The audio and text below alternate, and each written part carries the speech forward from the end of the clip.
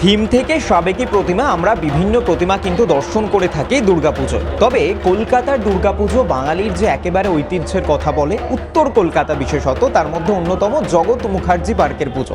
সেই জগৎ মুখার্জি পার্কের পুজোতে এলে এবার চোখে পড়বে এআই এর কারসাজি এবং তার সঙ্গে রোবোটিক পশু। বাচ্চারা তো একেবারে খুশি হবেই, তার সঙ্গে 8 থেকে 80 প্রত্যেকেরই কিন্তু নজর কাড়বে এই প্রতিমার দিকে। জগৎ মুখার্জি পার্কের একজন কর্মকর্তাকে পেয়ে গিয়েছি। প্রথমে এই মুহূর্তে ডিজিটালে আপনাকে স্বাগত। আপনাদের পাড়া এবং পুজো কমিটির প্রত্যেককে শারদ শুভেচ্ছা। এই ভাবনাটা হঠাৎ করে এলো কেন এআই নিয়ে কাজ করতে? নমস্কার সবাইকে, শারদীয়ার প্রীতি ও শুভেচ্ছা। এই বছরে এই ভাবনাটা এলো হচ্ছে, আপনি যদি দেখেন বিগত 8-10 বছর ধরে মানুষের সঙ্গে মানুষের যে সম্পর্ক, হিউম্যান টাচ, সেটা কিন্তু আস্তে আস্তে কমে যাচ্ছে। কেন কমে যাচ্ছে? কারণ আমরা যখন দুজন বন্ধু বা দুজন পাড়া প্রতিবেশী একসঙ্গে পাশাপাশি থাকি, দেখবেন দুজনেই মোবাইলে বিজি থাকি, দুজনের কথাবার্তা কম বলা হয়।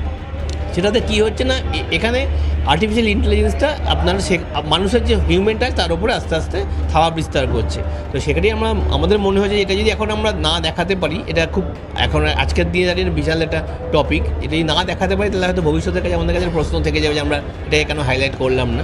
সেই জন্যই আমাদের মাথায় এলো যে এটা এবছর যদি এটা আমরা করতে পারি। গঙ্গার নিচে মেট্রো থেকে শুরু করে একেবারে এবারে এআই এর প্রযুক্তি ব্যবহার, জগৎ মুখার্জি পার্ক একেবারে সাড়া ফেলে দিয়েছে।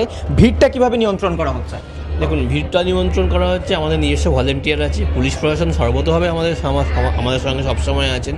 আপনি দেখতেই পাচ্ছেন এখন কীভাবে পুলিশ ক্রাউডটা ম্যানেজমেন্ট করছে। প্লাস আমাদের নিজস্ব ভলেন্টিয়ার্স আছে, আমাদের নিজস্ব সিকিউরিটি গার্ড আছে।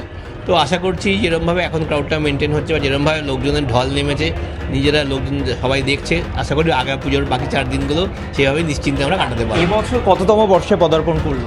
89তম বর্ষ।